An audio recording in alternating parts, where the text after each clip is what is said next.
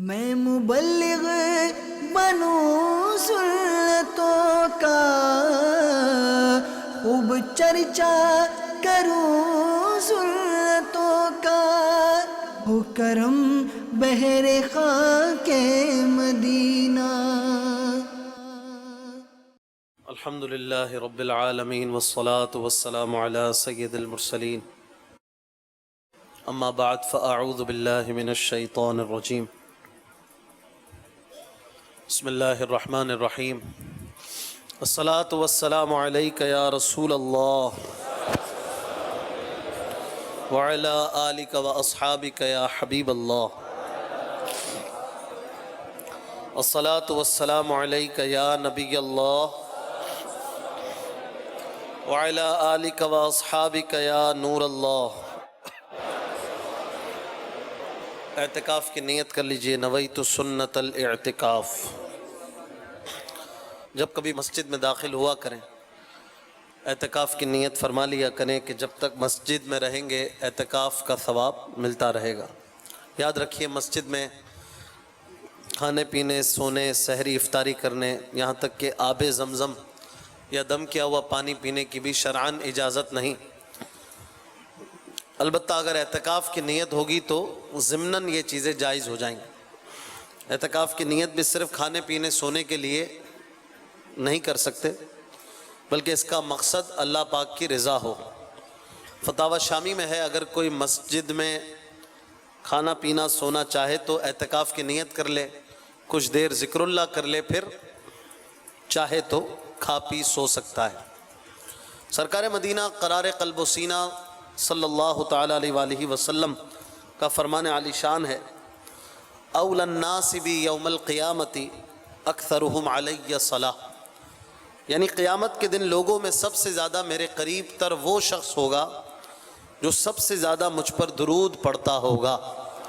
صلو علی الحبیب صلی اللہ تعالیٰ علی محمد وعلی آلہ وصحبہ وبارک وسلم، صلاۃ و سلام علیک یا سیدی یا رسول اللہ۔ میٹھے میٹھے اسلامی بھائیوں، ہم آج کے بیان میں قربانی کی اہمیت، قربانی کی کچھ فضیلت سننے کی سعادت پائیں گے، اور خاص طور پر ایک اہم ٹاپک جس کا آج کل زیادہ مشاہدہ ہوتا ہے وہ ہے جانوروں پر ظلم کرنے کے انداز۔ بعض اوقات جان بوجھ کر جانوروں کو ستایا جاتا ہے، اور بعض اوقات بھول چک میں، غلطی میں جانوروں پہ ظلم ہو رہا ہوتا ہے، اور اس انداز سے اللہ تبارک و تعالیٰ کی ناراضی والے کام ہو رہے ہوتے ہیں۔ تو انشاءاللہ کچھ ظلم کی مثالیں بھی بیان ہوں گی، اور جانوروں پر رحم کرنے کے کیا فضائل ہیں، کیا فوائد ہیں، وہ بھی انشاءاللہ سنیں گے۔ اللہ کرے کہ ہم دل جمعی کے ساتھ ان باتوں کو سننے اور ان پر عمل کرنے کی سعادت پائیں۔ اللہ تبارک و تعالیٰ کا بے حد فضل و کرم ہے کہ اس نے ہمیں طرح طرح کی نعمتوں سے نوازا، اور انہی نعمتوں میں سے ایک نعمت یہ اینیملز ہیں، یہ جانور ہیں کہ اللہ تعالیٰ نے یہ ہمارے لیے مسخر فرما دیے، ہمارے لیے ان میں بے شمار بھلائی اور بے شمار فائدے رکھ دیے، اور یہ ہمارے قابو میں آ گئے۔ حلال جانوروں کے گوشت، دودھ اور بالوں وغیرہ سے انسان کثیر فائدے حاصل کرتا ہے، اور ان پر اپنی ضرورت کا سامان لاد کر ایک جگہ سے دوسری جگہ بھی لے جاتا ہے، ان کے ذریعے سفر بھی طے کر لیتا ہے۔ اب تو خیر ان پر سفر کم ہوتا ہے، لیکن ان کے بنا سفر کرتے ہوئے انسان کو کتنا عرصہ گزرا؟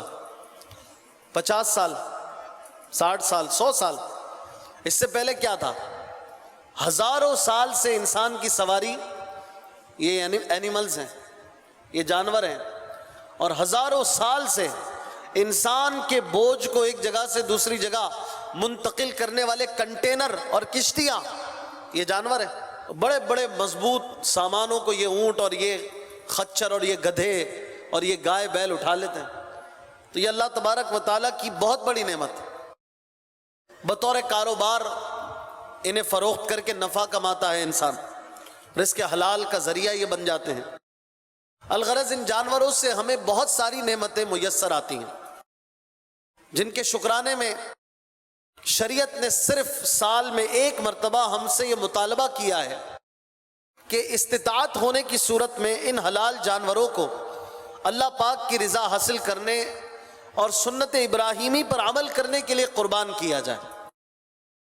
لہذا قربانی واجب ہونے کی صورت میں خوش دلی کے ساتھ اس حکم شریعت پر عمل کرتے ہوئے قربانی کرنی چاہیے، کیونکہ اس میں ہمارے لیے بڑا اجر و ثواب ہے.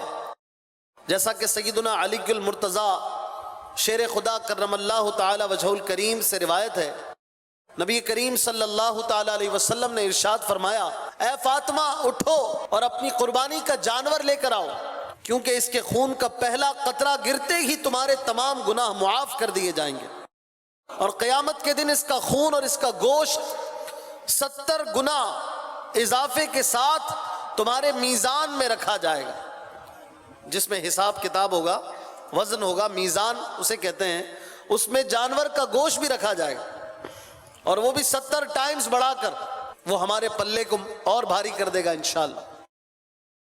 حضرت سیدنا ابو سعید رضی اللہ تعالیٰ عنہ نے عرض کی، یا رسول اللہ صلی اللہ تعالیٰ علیہ وسلم، کیا یہ بشارت صرف آل محمد کے ساتھ خاص ہے؟ کیونکہ یہ ہر خیر کے ساتھ خاص کیے جانے کے اہل ہیں، یا یہ بشارت تمام مسلمانوں کے لیے عام ہے؟ آپ صلی اللہ تعالیٰ علیہ وسلم نے ارشاد فرمایا، آل محمد کے لیے خاص اور دیگر مسلمانوں کے لیے بھی عام ہے.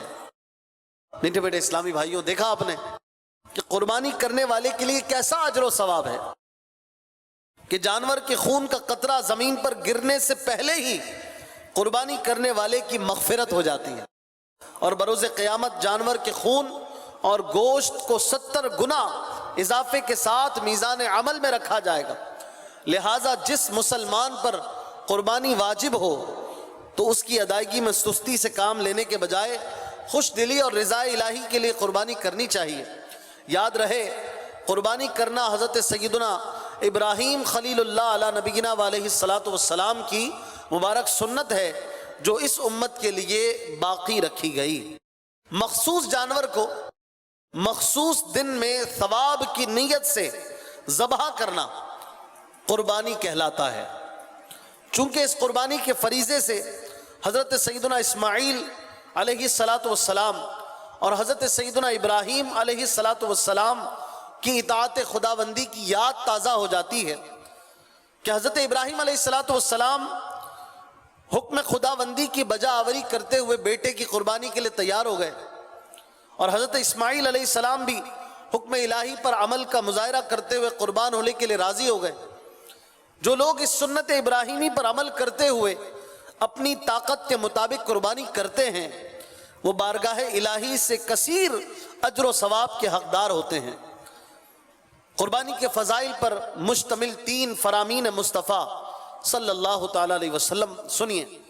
چنانچہ پیارے آقا صلی اللہ تعالیٰ علیہ وسلم نے ارشاد فرمایا، قربانی کرنے والے کو قربانی کے جانور کے ہر بال کے بدلے میں ایک نیکی ملتی ہے. ایک اور مقام پر ارشاد فرمایا، جس نے خوش دلی سے طالب ثواب ہو کر قربانی کی تو وہ دوزخ کی آگ سے رکاوٹ ہو جائے گی. ایک اور مقام پر ارشاد فرمایا، انسان بقرعید کے دن کوئی ایسی نیکی نہیں کرتا جو اللہ پاک کو جانور کا خون بہانے سے زیادہ پیاری ہو. یہ قربانی قیامت میں اپنے سینگوں، بالوں اور کھروں کے ساتھ آئے گی، اور قربانی کا خون زمین پر گرنے سے پہلے اللہ پاک کے ہاں قبول ہو جاتا ہے. لہذا خوش دلی سے قربانی کرو. میٹھے میٹھے اسلامی بھائیوں، جو لوگ استطاعت طاقت ہونے کے باوجود قربانی نہیں کرتے، طرح طرح کے اس میں الٹی سیدھی باتیں نکالتے ہیں اور الٹے سیدھے خیالات اور وسوسے پالتے ہیں، اور طرح طرح کی باتیں کر کے خود بھی قربانی سے معاذ اللہ بیزاری کا اظہار کرتے ہیں، دوسروں کو بھی ان کے بھی دماغوں میں شیطانی خیالات ڈالتے ہیں. ان کے لیے لمحہ فکریہ ہے کہ کیا یہ نقصان کم تھا کہ قربانی نہ کرنے سے اتنے بڑے ثواب سے محروم ہو گئے، مزید یہ کہ وہ گناہگار ہوئے، عذاب نار کے حقدار ہوئے. فتاوی امجدیہ جلد 3 صفحہ نمبر 315 پر ہے، اگر کسی پر قربانی واجب ہے اور اس وقت اس کے پاس روپے نہیں تو قرض لے کر، لون لے کر یا کوئی چیز فروخت کر کے قربانی کرے.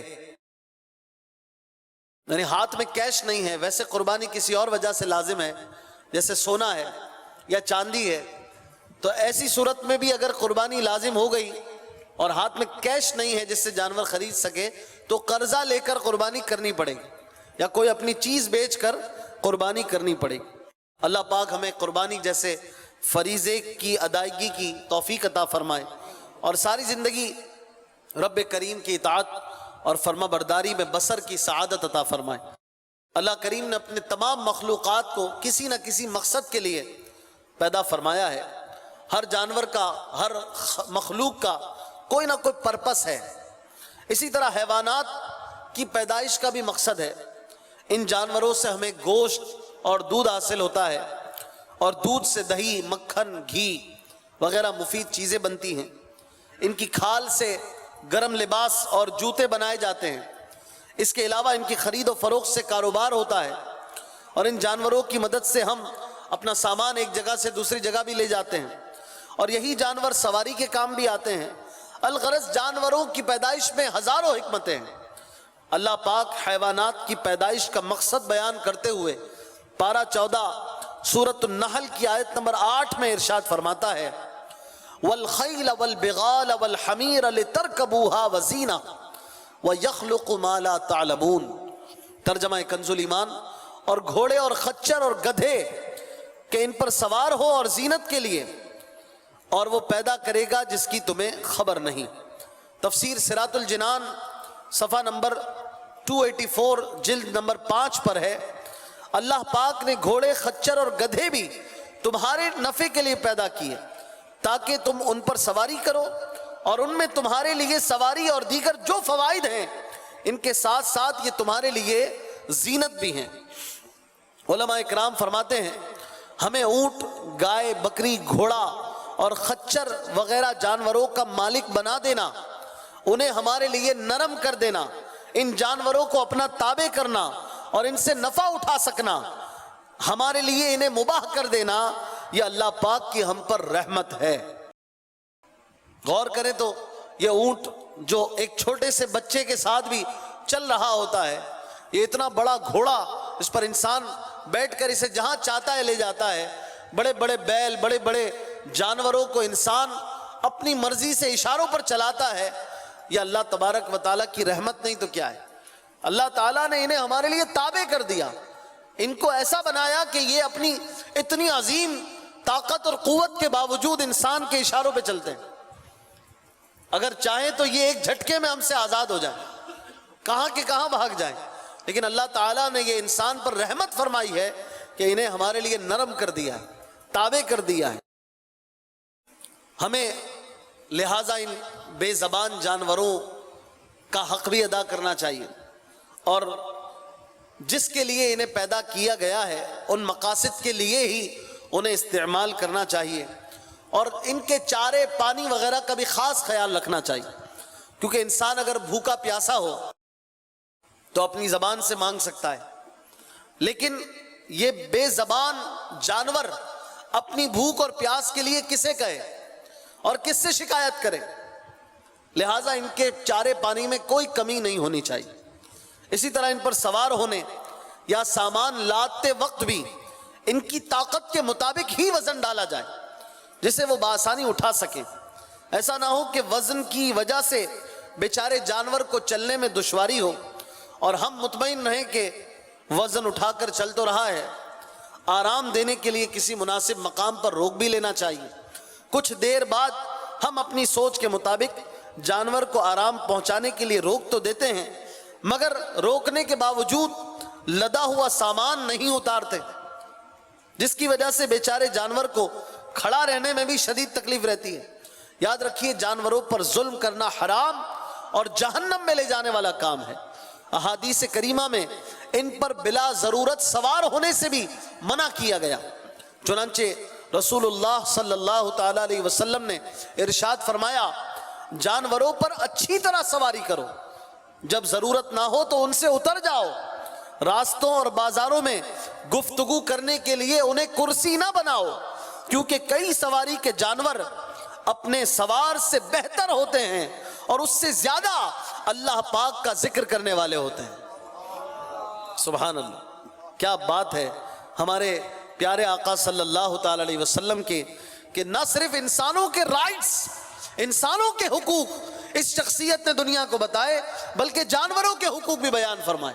جانوروں کے اس انداز سے حقوق اور کس مذہب میں بیان کیے گئے ہوں گے، اور کس شخص نے بیان کیے ہوں گے جس انداز سے ہمارے نبی صلی اللہ علیہ وسلم جانوروں کے حقوق بیان فرما رہے ہیں۔ کیسی پیاری بات کی کہ باتیں کرنے کے لیے انہیں کرسی نہ بنا لو کہ اس پہ بیٹھے ہو اور دوسرے سے باتیں کر رہے ہو، اور کئی بار جو بیٹھا ہوا ہے اس سے زیادہ بہتر وہ ہے جس پہ سواری کی جا رہی ہے، کیونکہ وہ اللہ کا زیادہ ذکر کرتا ہے۔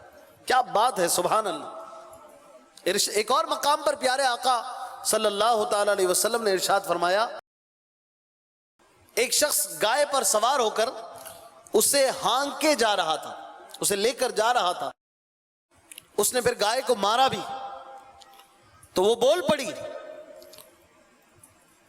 ہمیں سواری کے لیے نہیں پیدا کیا گیا، ہمیں تو کاشتکاری کے لیے پیدا کیا گیا، ہمیں تو زراعت اور فصلوں کے لیے، فارمنگ کے لیے پیدا کیا گیا۔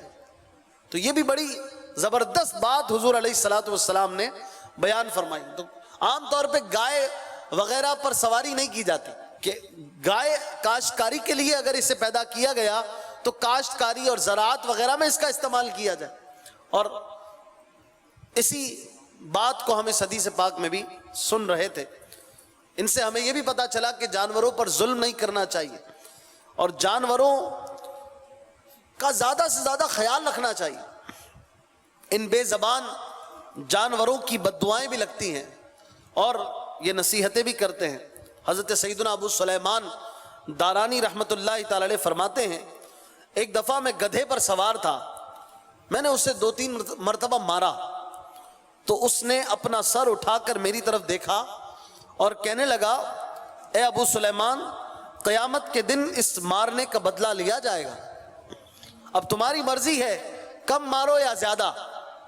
تو میں نے کہا، اب تو میں کسی کو بھی نہیں ماروں گا، توبہ کر لی۔ میٹھے میٹھے اسلامی بھائیوں، قربانی کے جانور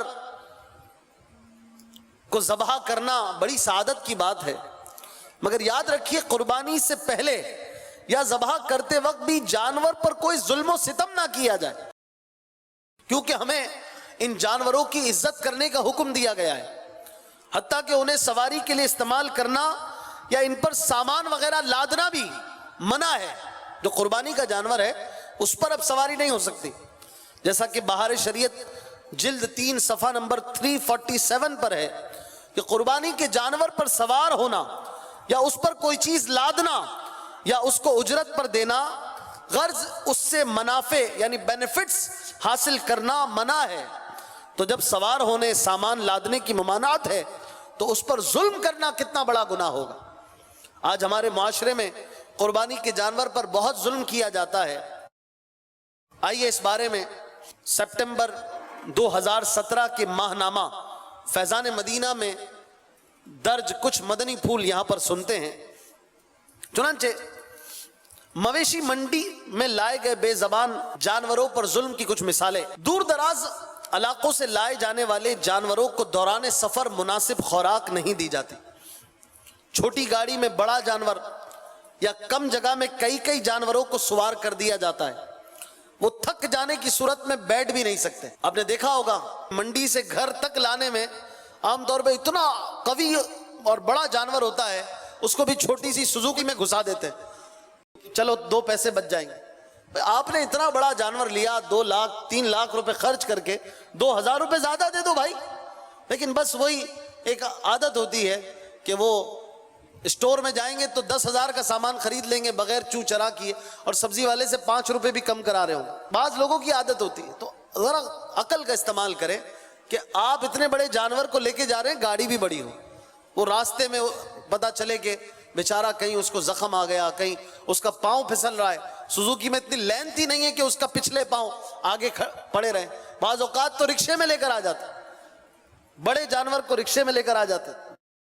تو یہ بھی مناسب عمل نہیں ہے کہ اس کو ایذا ہوتی ہے. بہت سے لوگ جانور کو سوار کرتے وقت گاڑی میں ریت یا بھوسا وغیرہ نہیں ڈالتے, جس کی وجہ سے بسا اوقات جانور اپنے ہی گوبر اور پیشاب سے پھسل کر گرتے ہیں, جس کی وجہ سے بعض اوقات ان کی ٹانگ ٹوٹ جاتی ہے یا وہ زخمی ہو جاتے ہیں. منڈی میں پہنچنے والے جانوروں کو گاڑی سے اتارنے یا چڑھانے کے لیے مناسب جگہ کا انتظام نہیں ہوتا, تو اپنی آسانی کے لیے گاڑی سے چھلانگ لگوا دی جاتی ہے, جس سے کئی بار جانور زخمی ہو جاتے ہیں اور قربانی کے قابل نہیں رہتے. تو جب بھی اپنے گھروں پر بھی جانور لائیں, گاڑی ایسی جگہ پر لگوائیں کہ جانور آرام سے اتر سکے. چھلانگ لگوانے میں مزہ بھی آتا ہوگا, ہو سکتا ہے بعض لوگوں کو تفریح سوچتی ہو, چلو چھلانگ لگائے گا, تھوڑا سا بھاگے گا, مزہ آئے گا. تو ہو سکتا ہے اس چھلانگ میں اس کا پیر ہی ٹوٹ جائے, خدا نہ خواستہ, جب پھسل جائے کوئی اور پرابلم ہو جائے, آپ کا جانور قربانی کے قابل ہی نہ رہے. تو احتیاط جو ہے وہ افسوس سے بہتر ہے. اسی طرح منڈی میں خرچہ بچانے کے لیے بھی بے زبان جانوروں کو بعض مالک بھوکا رکھتے ہیں. ایک مرتبہ کسی نے اونٹ خریدا تو بیچنے والے نے اس کے کان میں کہا کہ یہ کئی دن سے بھوکا ہے, اس کو کچھ کھلا دینا. اسی طرح منڈی جانے والوں میں تماشا دیکھنے والوں کی بھی ایک تعداد ہوتی ہے جو بلا وجہ جانوروں کے دانت دیکھنے کا تقاضا کرتے ہیں, جس پر جانور کا مالک اس کے منہ کو بڑی بے دردی سے کھولتا ہے اور بکنے سے پہلے جانور غالباً درجنوں بار اس تکلیف سے گزرتا ہے. تو جس کو خریدنا نہیں ہے خواہ مخواہ اسے دانت نہیں دیکھنے چاہیے. بیٹھے ہوئے جانور کو ٹھوکر یا چھڑیاں مار کر اٹھاتے ہیں اور خواہ مخواہ بھیڑ لگا کر شور مچا کر جانور کو ڈراتے ہیں. اسی طرح جب جانور منڈی سے خرید کر گھر لایا جاتا ہے تو بھی اتارتے وقت بچے اور بڑے شور و غل کر کے جانور کو پریشان کرتے ہیں اور اس کے اچھلنے کودنے سے لطف اٹھاتے ہیں, جس سے بعض اوقات تو جانور ڈر کر بھاگ جاتا ہے, کسی کو زخمی کر دیتا ہے یا گڑھے وغیرہ میں گر کر خود زخمی ہو جاتا ہے, اپنی ٹانگ وغیرہ توڑوا بیٹھتا ہے. اسی طرح جانور کو گھمانے کے نام پر بچے اور بڑے بلا وجہ اس کے کان مروڑتے ہیں, دم گھماتے ہیں, شور مچاتے ہیں, جس سے جانور بدکتا ہے اور ڈرتا ہے. جانوروں پر ظلم کرنے والے سنبھل جائیں کہ بروز قیامت اس کا حساب کیسے دے سکیں گے. اللہ اکبر. یہ کتنی ساری باتوں کو یہاں پر بیان کیا گیا کہ جانوروں کو جب ہم خریدتے ہیں, اپنے گھر منڈی سے لے کر چلتے ہیں, گھر تک آتے ہیں, تو بہت سارے معاملات میں بعض اوقات جان بوجھ کر اور بعض اوقات انجانے میں غلطیاں ہو رہی ہوتی. بعض اوقات جانوروں کو اتنا بھوکا رکھا جاتا ہے, صاحب جانور تو لے آئے لیکن ٹائم ہی نہیں ہے کھانا کھلانے کا, اب کون کھلائے, صبح جا رہے ہیں آفس, رات کو آ رہے ہیں, پورا دن جانور بھوکا ہے. آپ کسی کی ذمہ داری لگا دیجئے. کس کی ذمہ داری لگائے بھائی, کوئی ہے ہی نہیں. گلی میں چوکیدار ہوگا, کوئی بندہ باندھ لیجئے, 100-200 روپے اس کو اجرت دے دیجئے. جب جانور لائے ہیں تو حق پورا ادا کر. اب تھوڑا بہت مال خرچ ہو جاتا ہے تو نہ سوچئے کہ اللہ کی راہ میں جا رہا ہے, انشاءاللہ اس کا بھی اجر ملے گا. اسی طرح ہمارے جو بعض اوقات بچے ہوتے ہیں یا ٹین ایجرز ہوتے ہیں, ان کو جانور گھمانے کا بڑا شوق ہوتا ہے, تو گھماتے ہیں پھر ان کو بھگاتے ہیں. تو یہ ہمارے جو روڈ ہیں وہ پکے روڈ ہیں, ڈامر کے روڈ ہیں. ان روڈوں پر جانوروں کے جو پاؤں ہوتے ہیں وہ اتنے آرام سے وہ نہیں چلتے جس طرح گاؤں دیہاتوں میں چلتے ہیں. یہ مضبوط روڈ ہے, اس پر جانوروں کو زیادہ دیر آپ چلائیں گے تو تکلیف ہوگی. تو اس پر دوڑانا یہ کتنی تکلیف کا باعث ان کے لیے ہوتا ہوگا. بعض اوقات ان کے کھروں میں چھالے پڑ جاتے ہیں. تو اگر گھمانا بھی ہے اچھی نیتوں کے ساتھ کہ چلو اس کو بھی تھوڑی سیر کروائی جائے اور کھانا ہضم ہو, اس لحاظ سے تو تھوڑا بہت گھمایا جائے, بھگایا نہ جائے. اور دوسرا یہ کہ ایسے پکے روڈوں پر زیادہ دیر نہ چلایا جائے. اسی طرح جانوروں کو پانی بھی دکھایا جائے, صرف کھانا ہی نہیں, پانی بھی پیتے ہیں یہ بھائی, صرف چارے پر زندہ نہیں ہوتے. پانی کا بعض لوگ بھول جاتے ہیں, کبھی کبھی یاد آتا ہے کہ یار 2 دن ہو گئے پانی دکھایا ہی نہیں ہے, ایسے بھی لوگ ہیں. تو پھر پتہ چلتا ہے بیچارہ بہت پیاسا ہے. تو جانور بعض اوقات آواز نہیں نکالتا, لیکن ایک ہوتی ہے جو بھوک پیاس تو سب کو لگتی ہے. اسی طرح جب جانوروں کے ذبح کا وقت آتا ہے تو اس میں بھی بڑی بے احتیاطیاں کی جاتی ہیں، جس کو انشاءاللہ آگے جا کر ہم سنیں گے کہ جانور پر تو ایک ایک جگہ پر شریعت نے رہنمائی کی ہے کہ اس کے ساتھ یہ نرمی کرنی، یہ احتیاط، یہ احتیاط، یہ حق، وہ حق۔ اس انداز سے ہمارا دین ایسا کامل ہے کہ کہیں پر بھی کوئی باریکی چھوڑی نہیں، الحمدللہ ہر چیز بیان شدہ ہے۔ اور اسلام نے جس قدر کمزوروں کے حقوق کا دفاع کیا ہے اور کسی نے نہیں کیا، جتنا دفاع جانوروں کے حقوق کا ہمارے نبی نے کیا ہے، ہمارے دین نے کیا ہے، آپ کو کہیں بھی نہیں ملے۔ جو ذبح کے انداز ہیں، سائنس پروف کر رہی ہے کہ جو اسلام کا جو ذبیحے کا انداز ہے وہ سب سے آسان تر ہے، جانور کو کم سے کم تکلیف کے ساتھ گزار کے پار لگا دیا جاتا ہے، الحمدللہ۔ نبی کریم صلی اللہ تعالی علیہ وسلم نے ارشاد فرمایا کہ اللہ پاک نے ہر چیز کے ساتھ نیکی کرنے کا حکم دیا ہے، لہٰذا جب تم قربانی کے جانور ذبح کرو تو خوب عمدہ طریقے سے ذبح کرو، اور تم اپنی چھری کو اچھی طرح تیز کر لیا کرو، اور ذبیحے کو آرام دیا کرو۔ ایک مرتبہ ایک صحابی رضی اللہ تعالیٰ عنہ نے بارگاہ رسالت میں عرض کی، یا رسول اللہ صلی اللہ تعالیٰ علیہ وسلم، مجھے بکری ذبح کرنے پر رحم آتا ہے۔ فرمایا اگر اس پر رحم کرو گے اللہ پاک بھی تم پر رحم فرمائے گا۔ میٹھے میٹھے اسلامی بھائیوں، معلوم ہوا کہ بوقت ذبح رضا الہی کی نیت سے جانور پر رحم کرنا کار ثواب ہے، مگر ہمارے معاشرے میں وقت ذبح بھی بڑا ظلم کیا جاتا ہے۔ ایسے لوگوں کو ظلم سے روکنے اور ان کی اصلاح کرنے کے لیے امیر اہل سنت دامت برکاتہم العالیہ نے اپنے رسالے ابلق گھوڑے سوار کے صفحہ نمبر 15 پر چند مدنی پھول بیان فرمائے ہیں۔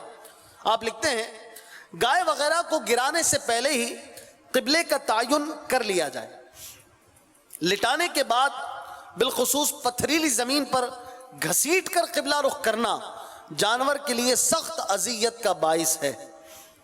بعض لوگ سمجھتے ہیں قبلہ رو نہیں کریں گے تو قربانی نہیں ہوگی، یہ غلط فہمی ہے۔ قربانی ہو جائے گی، کسی بھی رخ قربانی ہو جائے گی۔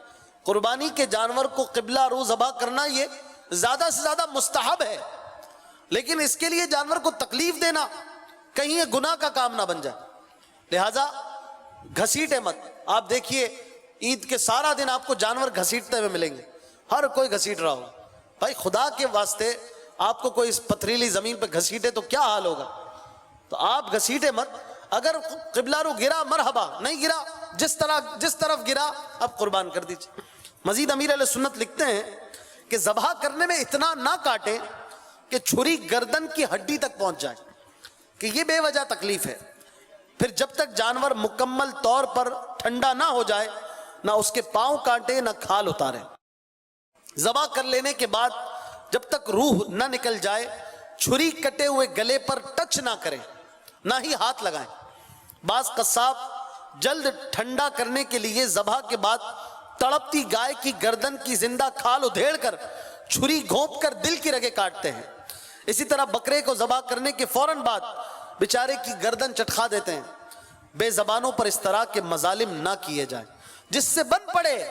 اس کے لیے ضروری ہے کہ جانور کو بلا وجہ ایذا پہنچانے والے کو روکے، اگر باوجود قدرت نہیں روکے گا تو خود بھی گناہگار اور جہنم کا حقدار ہوگا۔ بعض لوگوں کی چلتی ہے، اپنا جانور نہیں بھی ہوتا لیکن وہ کھڑے بھی ہو نا تو چلتی ہے ان کی، ہاں بھائی خبردار ہاتھ نہیں لگاؤ، بس چھری لے لیں، بھلے جانور کسی کا بھی ہو، خالد بھائی کا ہو کہ زاہد بھائی کا ہو، اگر آپ کی چلتی ہے محلے میں ہے، آپ قصاب کو سمجھا دیجئے ایسے کرنا ایسے نہیں کرنا۔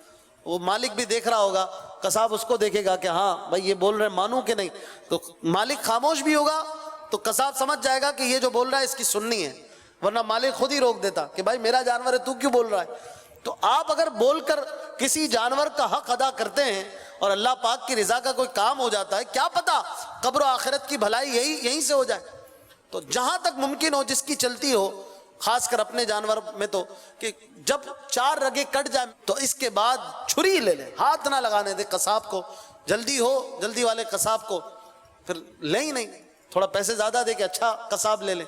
تو اس انداز سے یہ سوچیں کہ اگر ظلم ہو گیا تو قیامت کے دن کہیں مجھ پر یہ جانور ظلم نہ کرے۔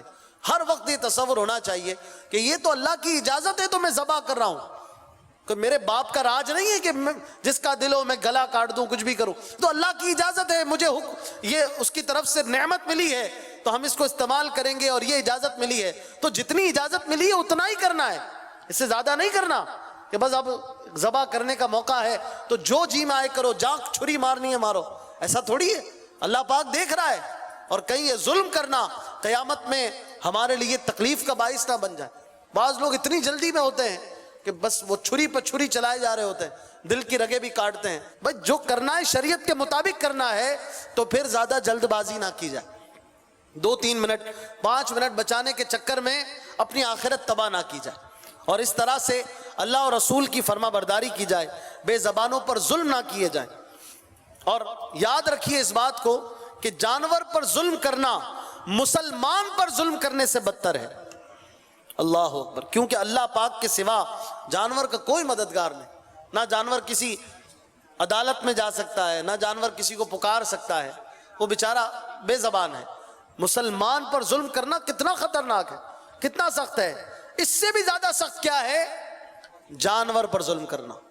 یاد رکھیے جس طرح قربانی کے جانوروں کو تکلیف دینا منع ہے، اسی طرح جانوروں اور حیوانات کو مارنا، قید کر کے بھوکا پیاسا رکھنا، ان کی ضروریات پوری نہ کرنا، ان سے طاقت سے زیادہ کام لینا، انہیں ڈنڈوں پتھروں سے مار کر زخمی کرنا یا انہیں جلا دینا بہت بڑا ظلم، ناجائز و حرام کام ہے.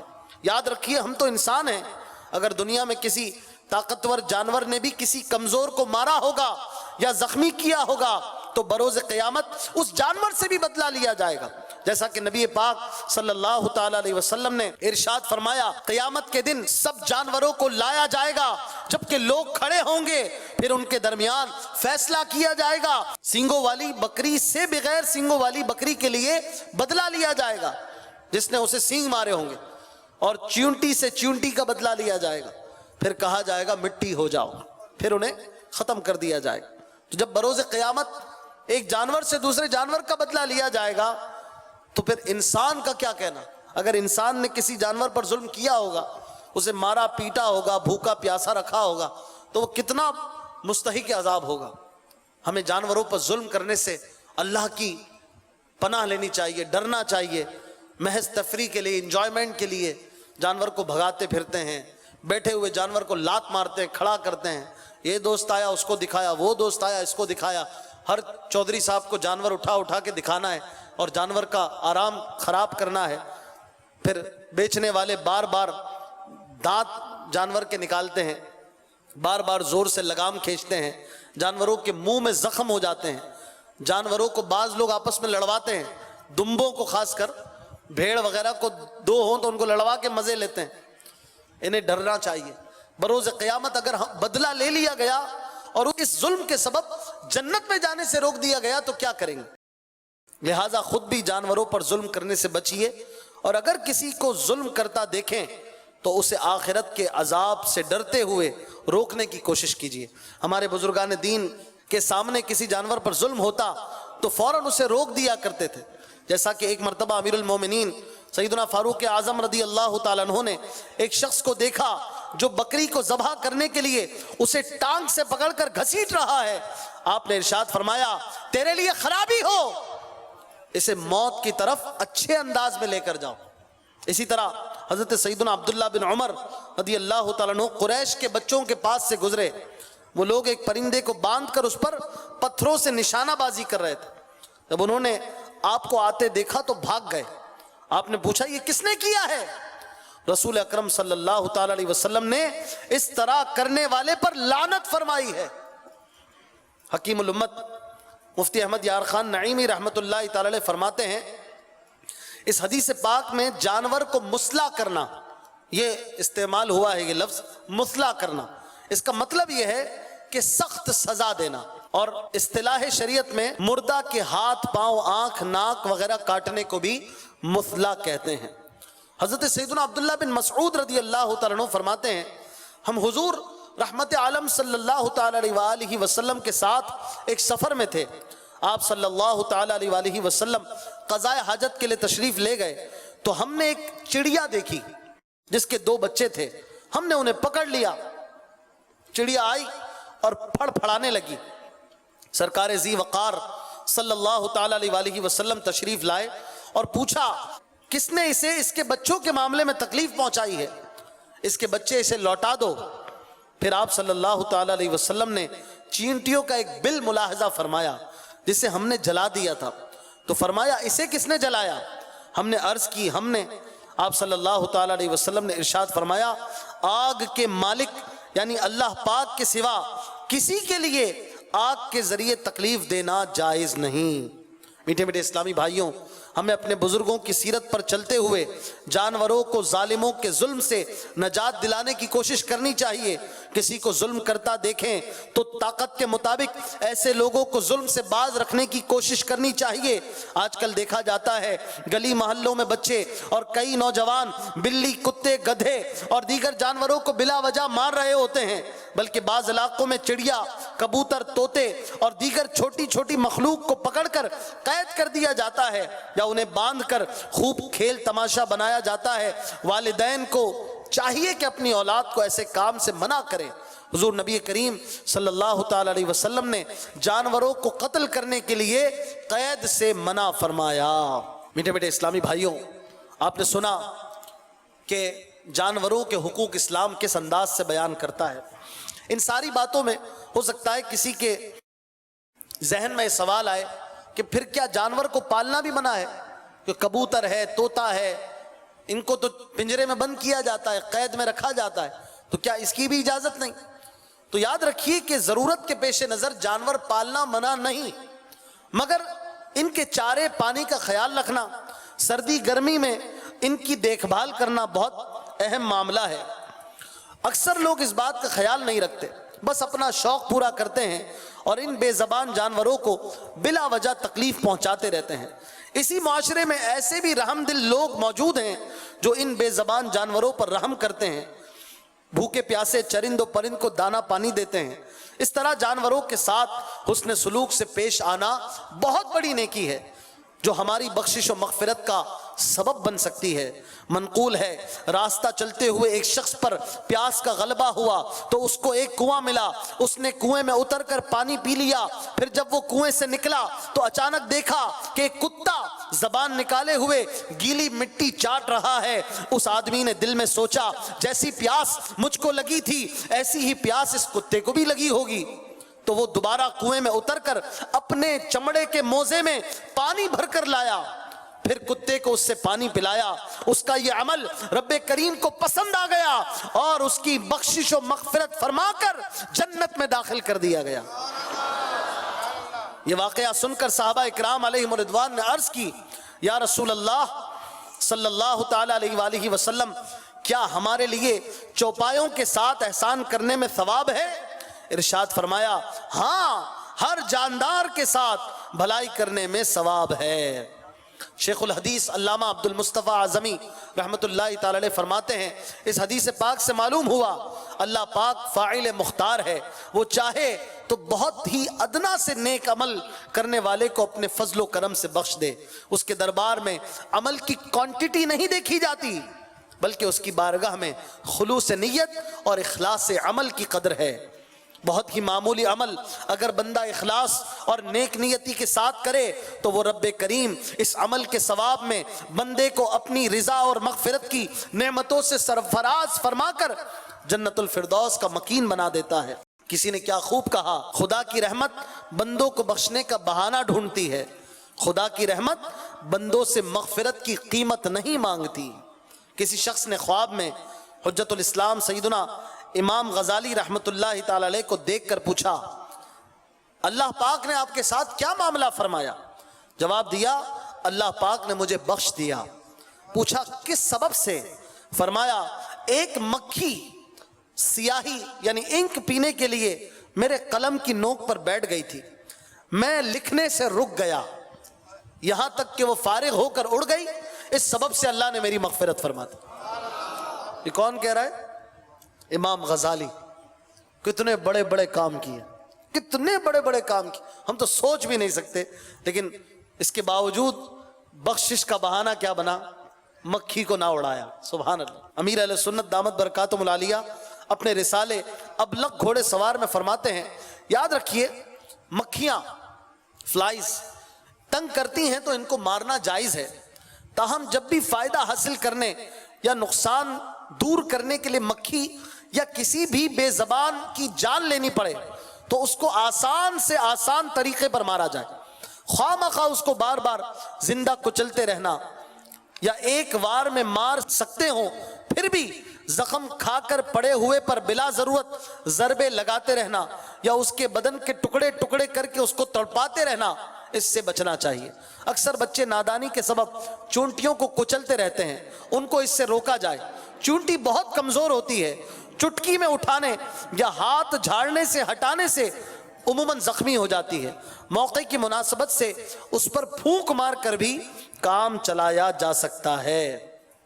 حضرت سیدنا احمد کبیر رفاعی رحمت اللہ تعالی علیہ کے جسم پر اگر مچھر بیٹھ جاتا تو اسے نہ ہی خود اڑاتے نہ کسی کو اڑانے دیتے، بلکہ فرماتے اللہ تعالیٰ نے جو خون اس کے حصے میں لکھ دیا ہے وہی تو پی رہا ہے۔ اور جب آپ دھوپ میں چل رہے ہوتے اور کوئی ٹڈی آپ کے کپڑوں میں سایہ دار جگہ پر بیٹھ جاتی تو جب تک خود نہ اڑ جاتی آپ اسی جگہ ٹھہرے رہتے، اور فرماتے اس نے ہم سے سایہ حاصل کیا ہے۔ اسی طرح جب آستین پر بلی سو جاتی اور نماز کا وقت ہو جاتا تو آستین کاٹ دیتے مگر بلی کو نہ جگاتے، اور نماز سے فراغت کے بعد آستین کو دوبارہ سلوا لیتے۔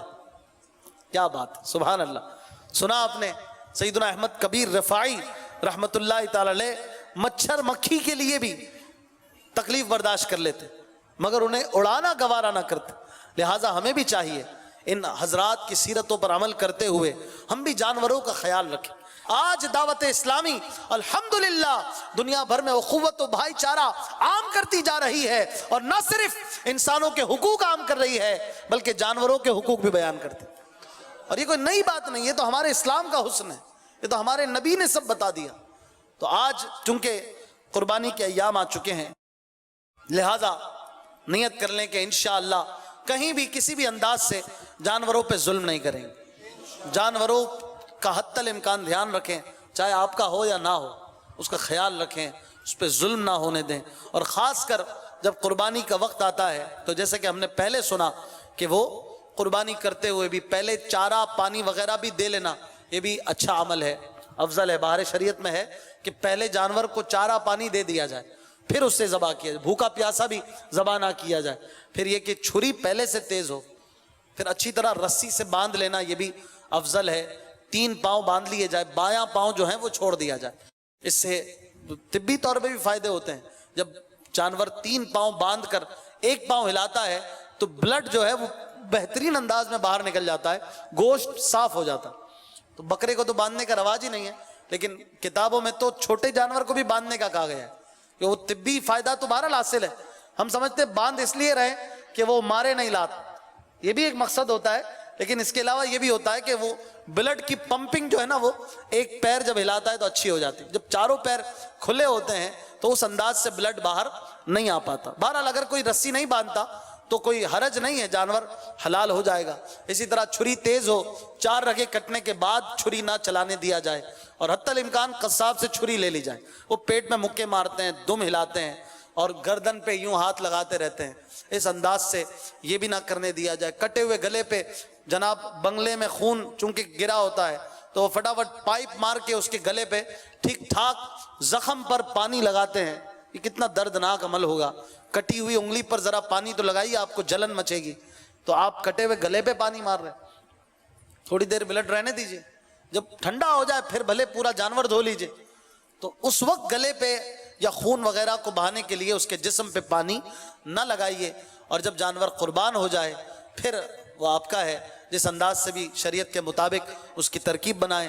لیکن جب کھال اتر جائے تو کھال کس کو دینی ہے؟